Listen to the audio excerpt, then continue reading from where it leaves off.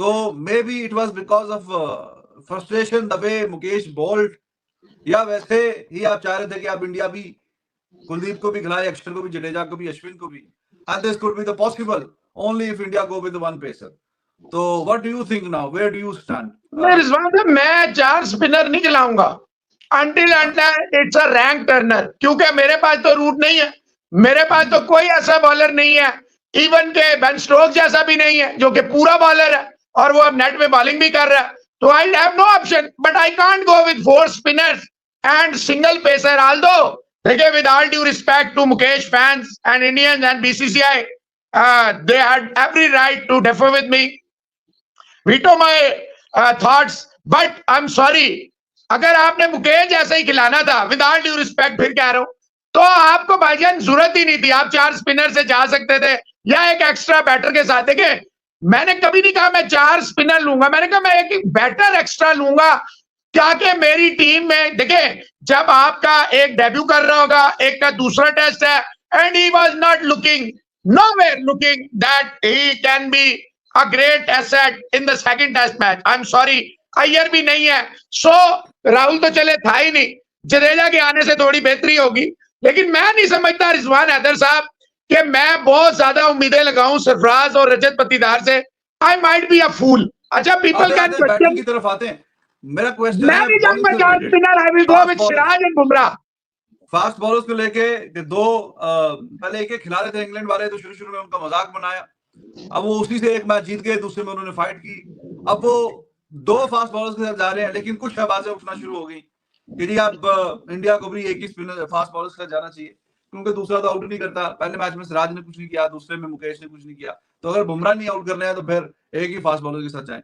अब उन्होंने 2 रख ली है, लेकिन आई वाज सेइंग कि नहीं, एक तो कम पड़ जाएगा, 2 तो होने ही चाहिए. तो वो तो अब दोबारा 2 फास्ट बॉलर्स के साथ जा रहे हैं, तो India should be going with the 2 fast bowlers. तो ये फास्ट बॉलर्स को लेके स्पेसिफिकली मैं आपसे पूछ रहा हूं. Yes, I'm saying they must go with 2 fast bowlers, Siraj and Bumrah. Yes. Acha, it is not necessarily important if a team has enhanced their bowling options, fast bowling options by including another pacer. So you need to follow that precedent as well. It is not necessarily important. लेकिन हमने तो इन circumstances में कहा था ना कि जब आप उससे बॉल ही नहीं गिरा सकते और बिल्कुल डेड टेल खेल रही हो, उस वक्त एक विकेट अगर आपका मुकेश ले जाए तो उससे बेहतर था आप बैटिंग एक्स्ट्रा एक रखते ताकि आपकी बैटिंग में डेप्थ आ जाती. वो 143 पहली इनिंग की लीड इंडिया को जिता गई है, वरना 292 रिजवान साहब उन्होंने भी किया. तो ये नहीं है कि उन्होंने चौथी इनिंग में 292 इंग्लैंड ने नहीं किया. Second highest in India ever, जितना भी हाईएस्ट है, मतलब 292 रन्स उन्होंने किए हैं. You need to understand, you need to take this back of your mind कि they did that. So I feel like, देखिए ऑनेस्टली स्पीकिंग, सिराज को दूसरे टेस्ट मैच में बाहर नहीं होना चाहिए. बिल्कुल सीधी बात आपसे कर रहा हूं. आई डोंट नो ये कौन सी इनकी पॉलिसी है, क्या नवाजने की पॉलिसी है, क्या चक्कर है, क्या घनघोर घटाएं छा जाती हैं. देखिए, उससे मुकेश से I stand by my word, Thakur is 10 times better. Siraj, Bumrah और अश्विन और बाकी बताइए 2. जडेजा एंड मेरा ख्याल है ये कुलदीप बेशक आज प्रेस कॉन्फ्रेंस करने आया.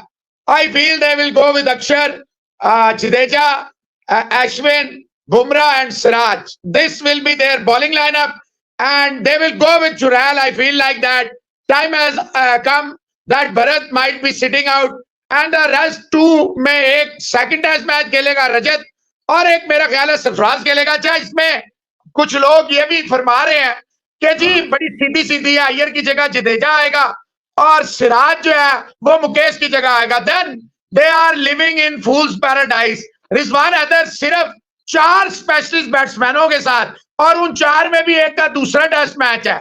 आपका कप्तान is not enjoying rich of the rich, तो क्या, with all due respect, very poor form.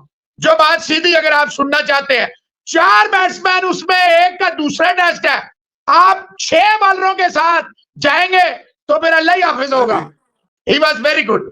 मुझे ये थोड़ा सा सरप्राइज हुआ, बाकी मेरे लिए कोई सरप्राइज नहीं है. आई वॉज डैम श्योर कि ये किसको बाहर कर रहे थे, रेहान को बाहर कर रहे थे. आप किसको बाहर करते, रेहान को करते?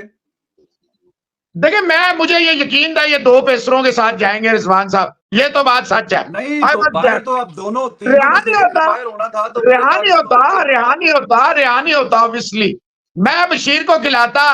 बशीर मेरे नजर में एक बड़ा अच्छा बॉलर था। इससे कोई फर्क नहीं पड़ता कि जो रूट भी ऑफ स्पिनर है, और जो रूट जो है वो ओकेजनली यूज करता है इंग्लैंड। हालांकि is not a bad option honestly speaking. नहीं, वो रेहान जो है उनके लिए बल्ले से भी कुछ 30-25 रन जो है, 30 रन भाई 25 यही रन ऐड सोचा करता होगा है। ना रिजवान साहब, एग्जैक्ट आपने जो बात कर दी, यही सोचा होगा कि बल्ले से। हालांकि Bashir was not looking like के उसे बैट पकड़ना नहीं आता। ऑब्वियसली रन नहीं उसके आए, रेहान के रन आए। और इंडिया के टॉप के लोग कह रहे थे रेहान मास्टर स्ट्रोक है, वो तो बाद में पता लगा कितना एक मास्टर स्ट्रोक है।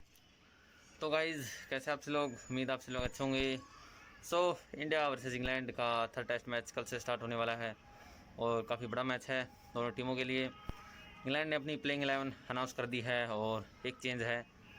शोएब बशीर जो स्पिनर थे उनके ऑफ स्पिनर, उनको निकाल कर मार्क वुड की वापसी हुई है और दो पेसर रखे हैं, जेम्स एंडरसन और मार्क वुड।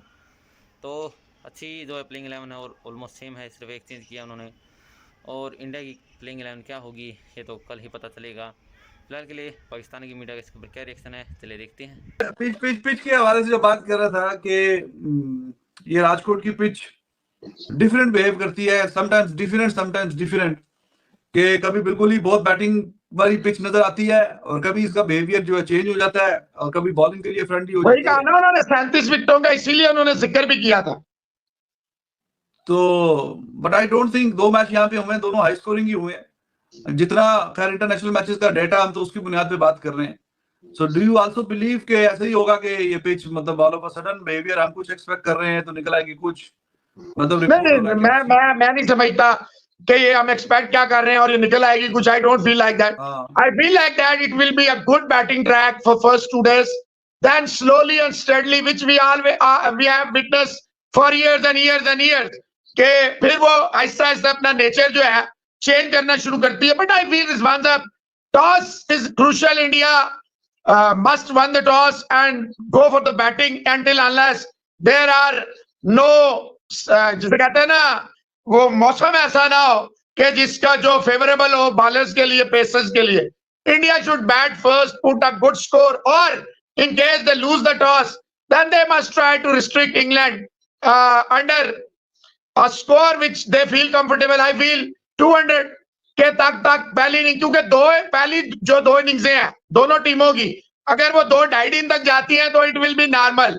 जैसे ही ये तीसरा दिन के एंड पे जाना शुरू होगी, I am damn sure the pitch will start to, obviously cracks widen होते हैं, फिर स्पिनर्स तो आते ही आते हैं। देखिए आपने एक बड़ी कमाल की बात शुरू में की है, बिल्कुल शुरू में आपने कहा कि जो एक्स्ट्राऑर्डिनरी पेसर होता है, यानी कि उसके पास ये एबिलिटी होती है कि वो मैच बेशक पिच कैसी भी हो, रिजवान साहब पेस जो है ना, शेयर पेस वुड का है, शेयर पेस। वुड के पास ये फुद्दू पेस नहीं है 130, 32, 33, 35, 36 का, वो शेयर पेस है। तो sheer pace can rattle, and I have no shame in accepting that. Pakistan में तो हम देखते हैं हमारे प्लेयर फंस जाते हैं। ये अगर नहीं मानते कि इनके प्लेयर फंस जाते हैं शॉर्ट पिच डिलीवरीज पे, तो इनकी मर्जी है। दूसरे टेस्ट मैच में आपने बिल्कुल ठीक कहा। देखिए इंडिया ने भी पहले में दूसरे में दो फास्ट बॉलर खिलाया, वो और बात है। पहले में सिराज, दूसरे में मुकेश।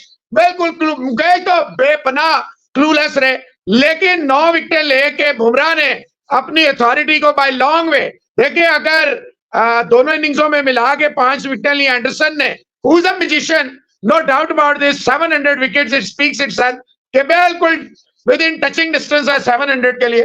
लेकिन रिजवान साहब देखें, वहां बुमराह ने आउटशाइन कर दिया 9 विकेट लेके, आउटशाइन 6 और 3। तो ये एक अच्छा डिसीजन है। बात आपकी में दम है कि अगर एक क्वालिटी पेसर होगा वो एंडरसन है, और अगर एक क्वालिटी जिसके पास शेयर पेस होगी वो वुड है, तो इट माइट बी जिसे कहते हैं ना master stroke. On the other hand इसमें मार भी पड़ सकती है। लेकिन देखें मैं आपको एक बात बता दूं, इंडिया के पास मारने वाला गिल, जायसवाल और रोहित शर्मा है, और अगर आप सरफराज या पाटीदार से एक्सपेक्ट करेंगे वो ऑन स्लॉट करेगा, मेरा नहीं ख्याल है कि वो ऑन स्लॉट करेंगे उस तरह जिस तरह रोहित, जायसवाल और गिल कर सकते हैं। तो गाइज जैसे कि आप सबने देखा पाकिस्तान की मीडिया का रिएक्शन, तो इंग्लैंड ने प्लेइंग 11 अनाउंस कर दिया है, जो कि वो अक्सर करते हैं, एक दिन पहले ही अनाउंस कर देते हैं अपनी प्लेइंग 11 को। और इस टेस्ट मैच में भी उन्होंने किया है और ऑलमोस्ट सेम स्क्वाड है और 11 प्लेइंग 11, सिर्फ एक चेंज है। रेयान अहमद जो ऑफ स्पिनर हैं उनको निकालकर मार्क वुड को फिर से लाया गया है जी प्लेइंग 11 में। तो उनकी प्लेइंग 11 कुछ ऐसे है कि बेन डकेट और जैक क्रॉली ओपनर है, उसके बाद ओली पॉप बेहतरीन बल्लेबाज, फिर Joe Root, Tony Bairstow, Ben Stokes, Ben Foakes, Rehan Ahmed, Tom Hartley, Mark Wood और फिर हैं जेम्स एंडरसन।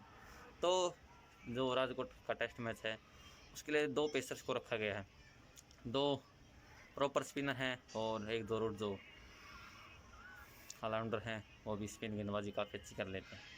तो इंडिया की प्लेइंग 11 भी देखनी होगी कल क्या उतारते हैं, क्या सरफराज खान का डेब्यू हो सकता है और केएल राहुल जो रोल आउट हो गए थे उसकी जगह शायद उन्हें चांस मिल सकता है, और भी चेंजेस वगैरह देखने को मिल सकते हैं इस टीम में।